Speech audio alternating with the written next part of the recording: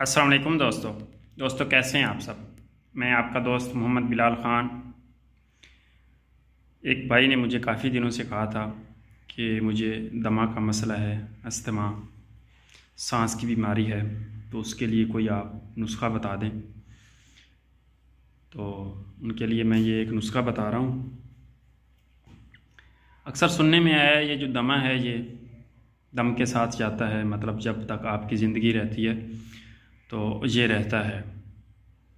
तो आज मैं आपको 2-3 इस तरह के नुस्खा जात बताऊँगा जो अगर आप बनाकर इस्तेमाल कर उनको करते हैं तो इंशाल्लाह जो आपका दमा है वो जड़ से ख़त्म हो जाएगा। और ये कोई आम नुस्खा जात नहीं है, ये सन्यासी नुस्खा जात हैं और इंशाल्लाह इनका 1000% रिज़ल्ट है। आप इनको बनाएं और इस मूजी मर्ज़ से अपनी जान छुड़ाएं। तो जो सबसे पहला नुस्खा है वो कुछ इस तरह से है कि आपने भंग लेनी है खुश्क की हुई, वो आपने लेनी है 10 तोला। उसके बाद चने की दाल आपने लेनी है, उसका आटा ले लेना है, पीस लेना है चने की दाल, या साबुत जो होते हैं चने वो ले लें, कच्चे जो होते हैं, पके नहीं, भुने हुए नहीं। तो उनका आपने आटा ले लेना है, वो आपने लेना है 10 तोले। उसके बाद आपने नीम के पत्ते, ये भी 10 तोले लेने हैं। इन सारी चीज़ों को ना आपने यकजा करके कूट लेना है, पीस लेना है अच्छी तरह से, और एक कूजे में बंद करके गिलीक मत करके तो आपने इसको 10 किलो की आग दे देनी है। जो कुछ भी अंदर से निकलेगा वो आपकी जो दमा की दवाई है वो तैयार हो गई है। इसकी जो मिकदार खुराक है वो 2 रत्ती है पानी के साथ। आप इसको इस्तेमाल करें सुबह शाम, तो इंशाल्लाह ये दमा पे बहुत ही अच्छा इसका रिज़ल्ट है और बहुत ज़्यादा काम करती है और बहुत ही आसानी से बनने वाला नुस्खा है और कोई भी इसका ख़र्चा नहीं है। आम तौर पे लोग जो हैं वो इस तरह के नुस्खा जात बताते नहीं हैं जो कम कीमत हों। तो इंशाल्लाह आगे मैं आपको मर्दाना कमज़ोरी पे भी कुछ इस तरह के नुस्खा जात दूँगा जो बहुत आसान है और रिज़ल्ट में कुश्ता जात से भी आगे हैं वो। तो दमा पे एक और मैं आपको नुस्खा बता देता हूँ।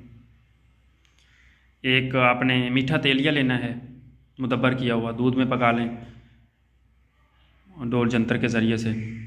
वो मैंने तरीका दिया हुआ है मुदब्बर करने का, आप उधर से जाके देख सकते हैं।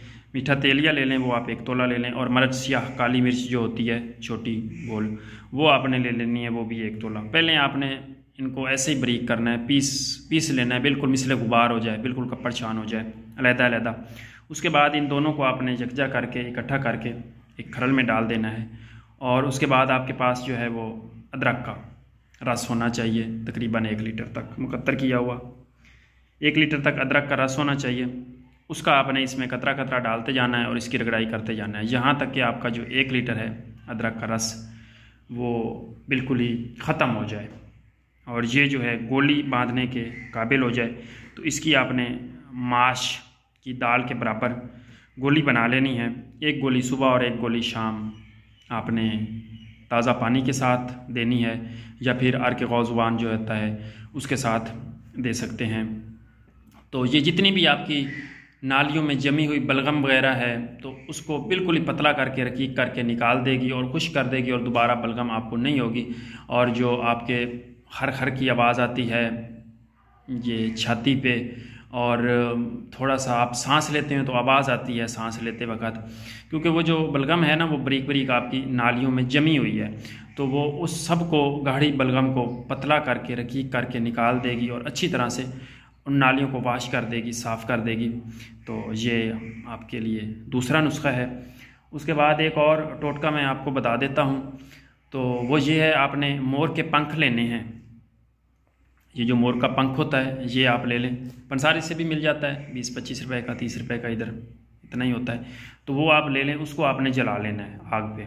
जो उसकी राख होगी उसको आपने पीस के रख लेना है, और उसकी 2 रत्ती तक आपने पान के पत्ते में लपेट कर वो आपने निगल लेनी है।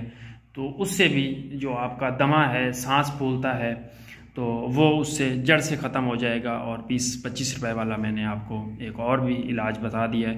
तो आज फ़िलहाल ये मैं आपको 3 नुस्खा जात देता हूँ जो दमा पे हैं। इंशाल्लाह आगे भी देता रहूँगा नुस्खा जात, जैसे बवासीर वगैरह इस तरह की, क्योंकि ज़्यादातर मैं मर्दाना ताकत के ही नुस्खा जात देता हूँ। तो इंशाल्लाह आप दूसरे भी नुस्खा जात आपकी खिदमत में पेश करूँगा जो आप आसानी से बना सकें और उनसे फ़ायदा उठा सकें।